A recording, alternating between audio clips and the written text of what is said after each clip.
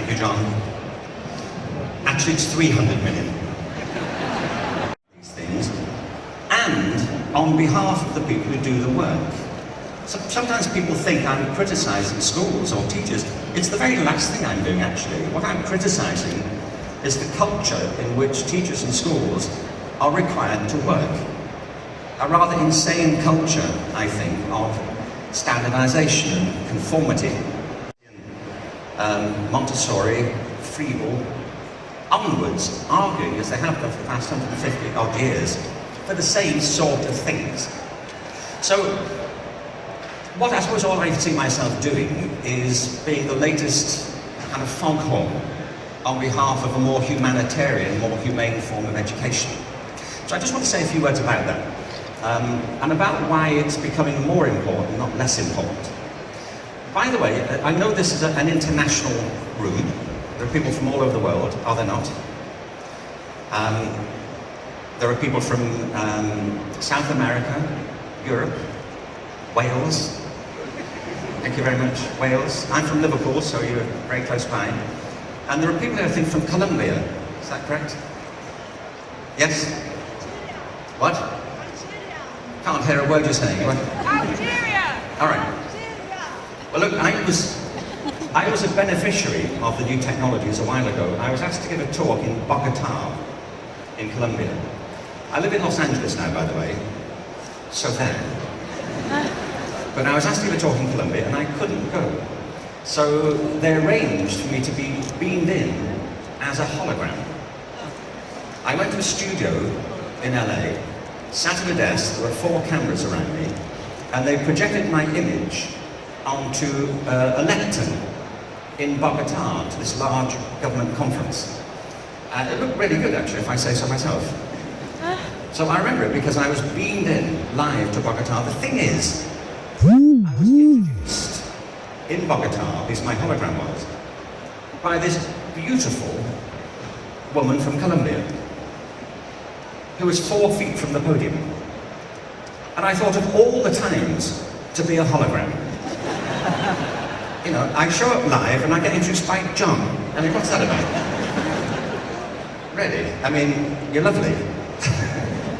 But the reason I mention this is that technology really, as it's saying, is proving to be transformative, and it's why this is an important conversation here at BET.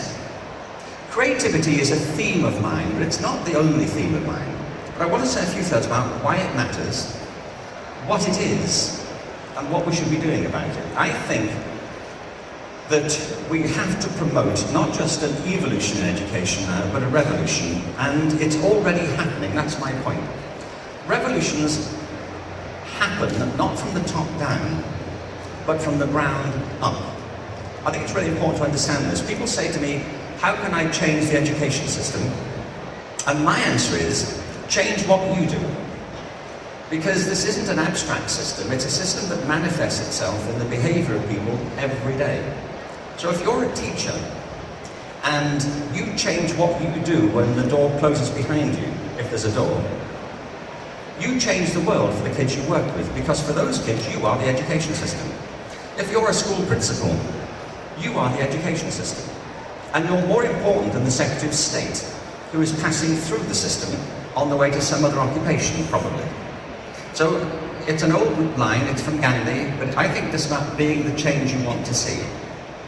And if we all change what we do, then the system changes. You know, as I'm living in LA just now, state after state in America is passing legislation to approve same-sex marriage, as they should.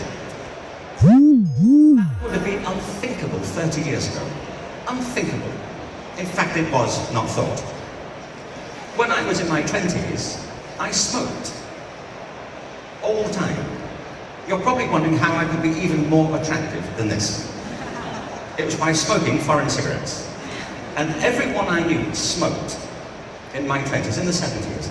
If you had said then that smoking will be unacceptable within 10 years, you would be laughed out of the building, but it is. This isn't necessarily through legislation, that followed on. What happened was people's behaviour changed. Culture, when it comes down to it, is the sum of our behaviour. And if you change the boundaries of permission, the world does change. And the thing is, it often happens too slowly for you to notice it really is happening. But there is a revolution happening in education. And it's a revolution for children, for teachers, and against this, I think, vacuous standards movement that we see dominating political discourse. When I started out in education in the 70s, nobody cared what other countries were doing. Not really. There were professors of comparative education who used to have coffee on their own in the staff room and were hardly ever spoken to. It was some esoteric, lonely pursuit. Nowadays, national governments scrutinize each other's education policies as closely as they do their defense policies. It's become a strategic issue, and it's being turbocharged by PISA. The program. I ought to declare an interest and say I am not against standards, I'm not against assessment, and I don't dislike PISA. What I dislike is the way politicians use the results of these PISA tests every 3 years to start squaring up to each other and flexing their muscles about who's got the best education system. PISA measures very limited things among very limited populations. The trouble is, it's the only game in town. And now, participating in PISA has doubled in the past 10 years. PISA, in a way, has become like the Eurovision Song Contest of education, hasn't it? And we all know the Eurovision Song Contest is a revolution. We are. The second is that if we're to meet this revolution, education is in the very front line of what humanity has to deal with. But if we are to fulfill our roles in the challenges that we face, I think, as a species, we have to think differently. We have to do things differently. We're living with a legacy of an old model, and trying to rearrange it won't deal with the fundamental challenges that we currently face. And our kids know that. They're leaving school, often disengaged from it. They leave it unimpressed by it. Not all schools, not all classrooms, of course. There are fantastic classrooms, fantastic teachers. But overall, the dominant culture militates against the sort of education we need them to have. So why?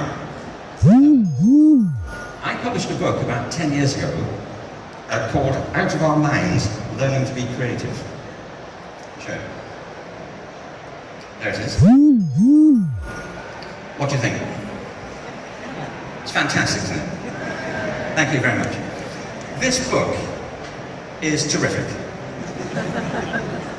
You'd be foolish not to buy this book. The thing is that it came out about 12 years ago.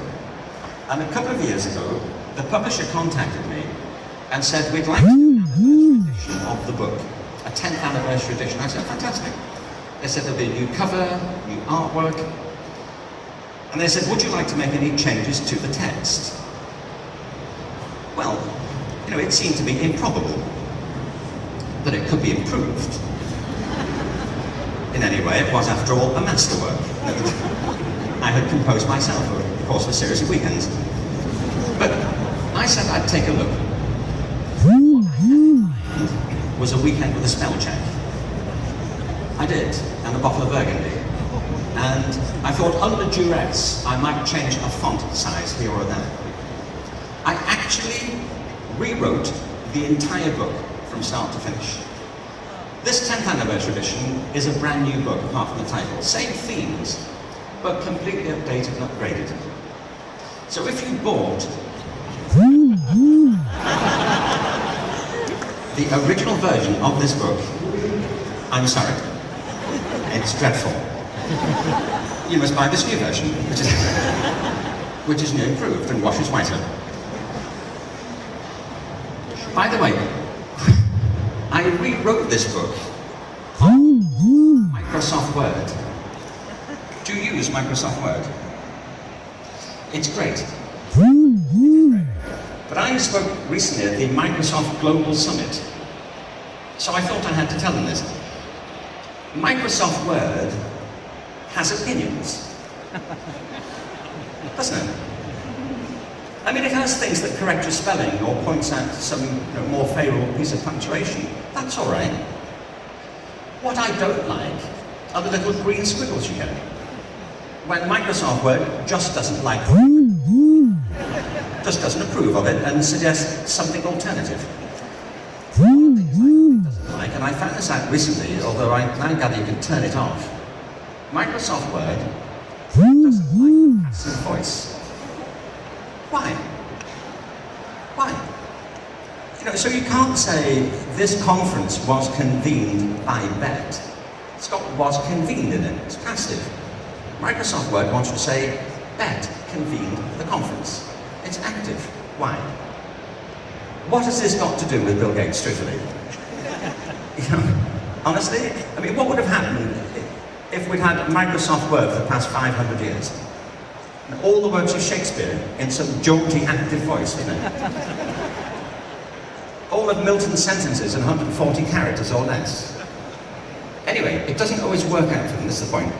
I wrote this sentence in the book. The foundations of the modern intelligence test were laid in the late 19th century by Sir Francis Galton, a cousin of Charles Darwin. That's true, by the way. That's a good sentence, isn't it? You wish you had written that sentence. You wish you were capable of writing that sentence. That's what it is. I tossed it off in an idle moment. Foundations of the modern intelligence test were laid in the late 19th century by Sir Francis Galton, a cousin of Charles Darwin. Microsoft Word didn't like that. It's got the passive voice in it, were laid. So it immediately suggested this helpful alternative, and this is true, you can type it in yourself and get the same result. This is what they preferred. In the late 19th century, Sir Francis Galton laid a cousin of Charles Darwin.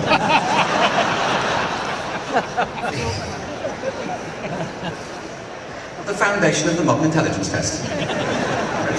I had no idea. Well, look, the reason I rewrote it was that so much has happened in 10 years. I mean, if you went back to the BET conference in 2005, it would be unrecognisable.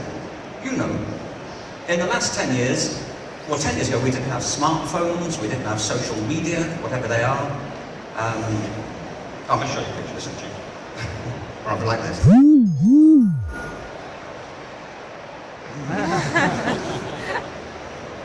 Really? All hanging out socialising. I ought to explain, by the way, I'm not in any sense in opposition to the use of technology. I'm coming to that. But most technologies misfire in various ways. People end up doing things with technology that you could never have anticipated. Do you know, on the iPhone 5 now, which I have, you can download an app which converts your phone into a blues harmonica. Why? Why?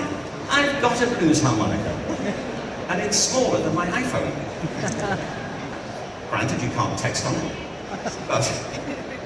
But you see, when Steve Jobs and the team got together to plan the development of the iPhone, they always had certain things in mind, like we want to produce a phone that will challenge Nokia's dominance in the market.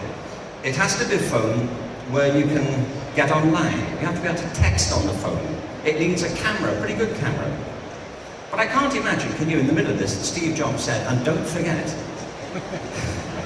it's vital that you can play the Delta Blues on this thing, because meetings can be depressing, and people will come out and want to channel Howling Wolf. The thing is, what happens is, a genuinely new technology, not just improvement on an old one, but a genuinely revolutionary one, fires up everybody's imagination. They come up with thoughts for this that you didn't anticipate. When the iPhone came out, there were 800 apps available on the day it was launched. There are now over 1 million. Most of them not anticipated by or by Apple. So technology is generative, and one of the effects of it is, it's had this very curious effect on our culture. It produced more contact than ever, but more social solipsism than we've ever encountered as well. So its impact on education is also going to be profound. So technology is one reason to look at the change. I went to Google recently. Have any of you ever used this gadget? I have to say I don't like this. This was explained to me at Google by some of the people there. I said, why do we need this? Because they said we need the reason that people turn them to their own creative uses that are unanticipated in their design. And thirdly, this revolution has not stopped, it's not slowing down, it hasn't even started. I was talking recently with Ray Kurzweil at an event. Ray Kurzweil wrote a book called The Singularity. It's anticipated in the not too distant future that we may see a merging of human intelligence with computing, where we are not just developing artificial intelligence, which may have its own thoughts and feelings, but our own minds may be enhanced with computer technology, not the sort we know now, but based in nanotechnology and the genome. Well, at this point, we're looking at the nature of humanity. This isn't just an enhanced form of humanity, this is something different. This is a step change. And it may happen, in the next few generations. Of course, it may not, but it could. So one of the reasons we have to think there's a revolution happening in education is that technology isn't just helping us do things we did before, it's helping us do things that were literally inconceivable before we had it. And the course of it is entirely unpredictable. By the way, this is what J.K. Galbraith had in mind when he said about economics, which is not a pure science, it's a human science. He said that the primary purpose of economic forecasting is to make astrology look respectable. And I think that's right. So, this is one factor in the revolution. But the other is this, it's population growth. Can I ask you, how many people do you think have ever lived on Earth? What number would come to your mind? I'm not talking about Neanderthal type people, or prehistoric people.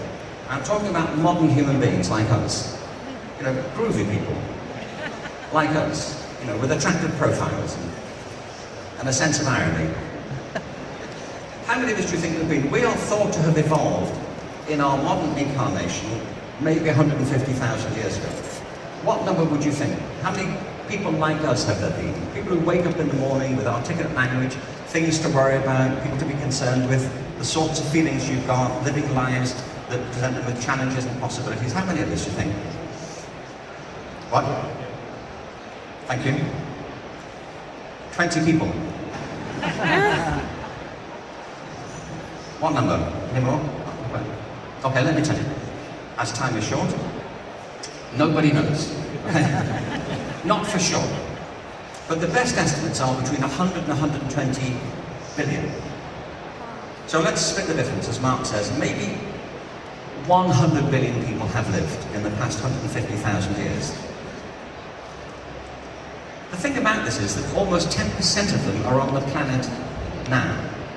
We are the biggest generation in the history of the Earth, by far. There was a fantastic programme on the BBC Horizon a few years ago about how many people can live on Earth. How many people can the planet actually sustain? Well, it's a very small planet by comparison. So it was about how many people can live on Earth. The programme was called How Many People Can Live on Earth? The BBC has a gift for titles, as you know.